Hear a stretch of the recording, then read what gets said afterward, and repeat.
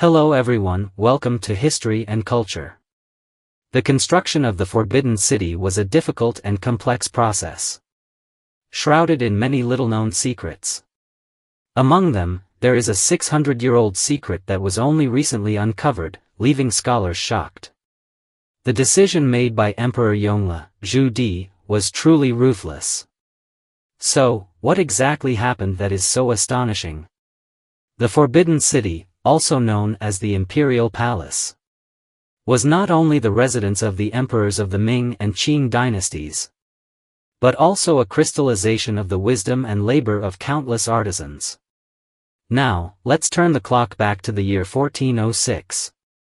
When Emperor Yongle Zhu had just ascended the throne, he made a decision to move the capital from Nanjing to Beijing. This decision had a profound impact on Chinese history, but it was not the only bold move made by Zhu. After deciding to relocate the capital, Zhu immediately issued an order to construct an unprecedented palace in Beijing. This palace was not just a residence, it was meant to symbolize the supreme authority of the emperor. Zhu's goal was to build a palace that would surpass all existing palaces, to express the emperor's majesty and power. In the fourth year of the Yongle reign, the construction of the palace officially began.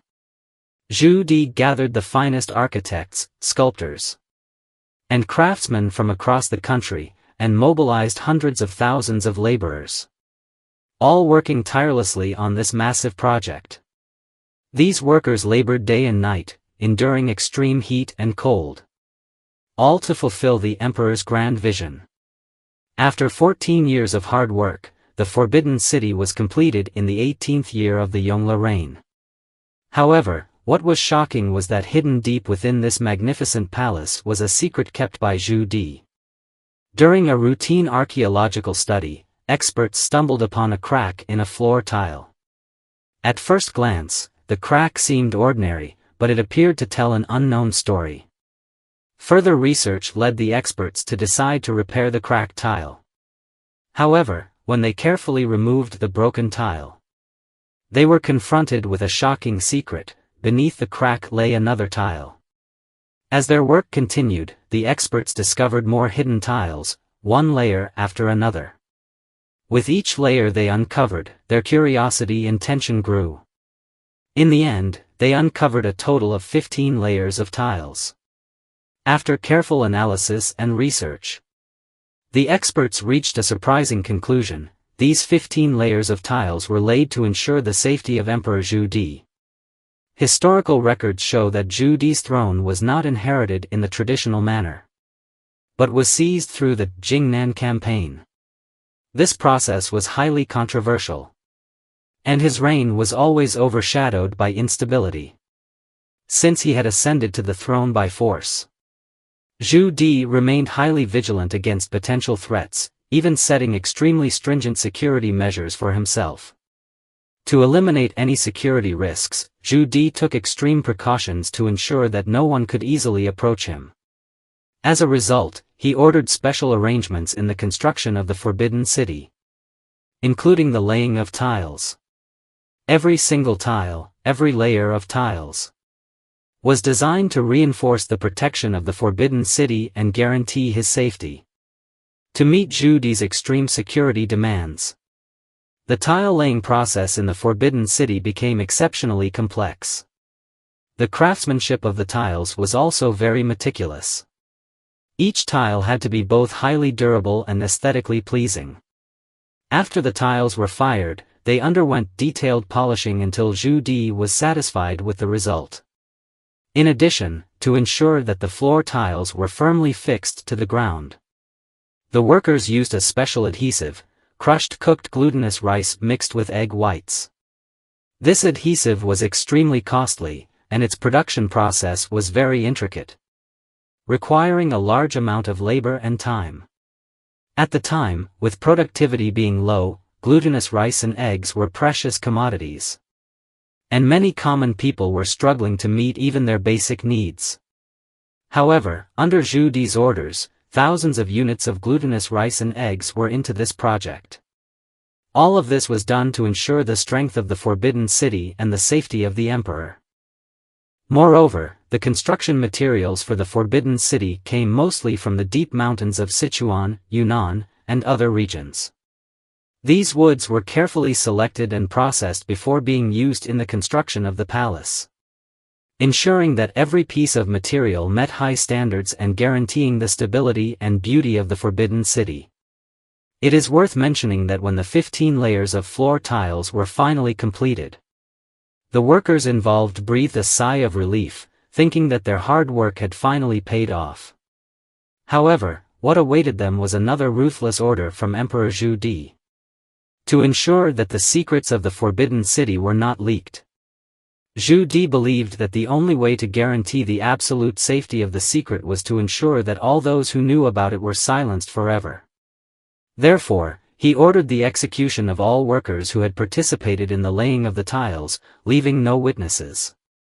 This decision shocked the entire palace, but in the face of Zhu Di's authority, no one dared to oppose his command. The workers who had once worked tirelessly on the project ultimately became a part of the Forbidden City, and their lives became a sacrifice to the palace. According to relevant historians, the Beijing Forbidden City, located in Beijing, China, served as the royal palace during the Ming and Qing dynasties.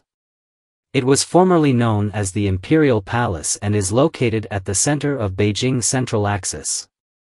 The architectural layout of the Forbidden City is highly distinctive, centered around the three main halls, covering an area of about 720,000 square meters, with a construction area of approximately 150,000 square meters. The Forbidden City houses more than 70 palaces of varying sizes. According to legend, there are 9,999.5 rooms, but according to measurements by experts in 1973, the Forbidden City has a total of 8,707 rooms. Construction of the Forbidden City began in the fourth year of the Yongle reign, 1406, using the Nanjing Imperial Palace as a model.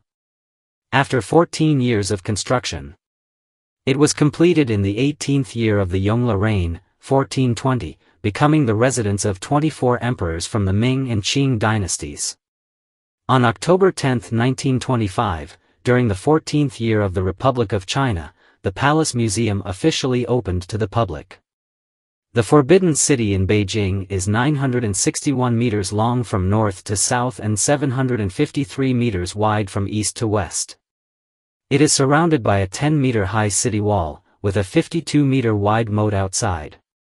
There are 4 city gates: the Meridian Gate in the south, the Shenwu Gate in the north, the Donghua Gate in the east, and the Shihua Gate in the west.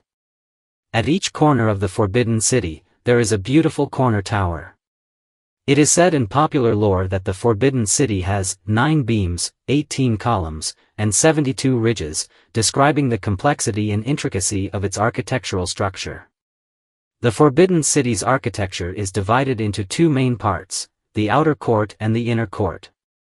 The outer court centers on the Hall of Supreme Harmony, the Hall of Central Harmony, and the Hall of Preserving Harmony, where major state ceremonies and important rituals were held. On each side of these 3 halls are auxiliary buildings, the Wenhua Hall and the Wuying Hall. The inner court's core consists of the Qianqing Palace, the Jiaotai Hall, and the Cunning Palace, collectively known as the 3 Palaces, which served as the main residences for the Emperor and Empress. Behind the 3 palaces is the Imperial Garden, while the east and west 6 palaces are located on either side, where the imperial concubines lived and rested. To the east of the east 6 palaces is the Jinqiong Baodian and other Buddhist halls, while the west 6 palaces' western side features halls such as Zhongzhengdian and other Buddhist structures.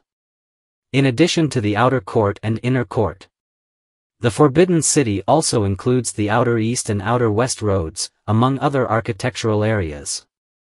As one of the largest and best preserved wooden structures and ancient architectural complexes in the world, the Forbidden City has withstood centuries of wind and rain and still stands strong. In 1961, the Beijing Forbidden City was listed as one of China's first batch of key cultural heritage protection units. And in 1987, it was designated a UNESCO World Heritage Site. The Forbidden City is not only a symbol of Chinese history but also a valuable part of world cultural heritage. Every detail, every brick and tile, carries countless historical stories and cultural heritage. This is the History and Culture channel. Liking and subscribing are the greatest help and support to us. Thank you everyone and see you in the next time.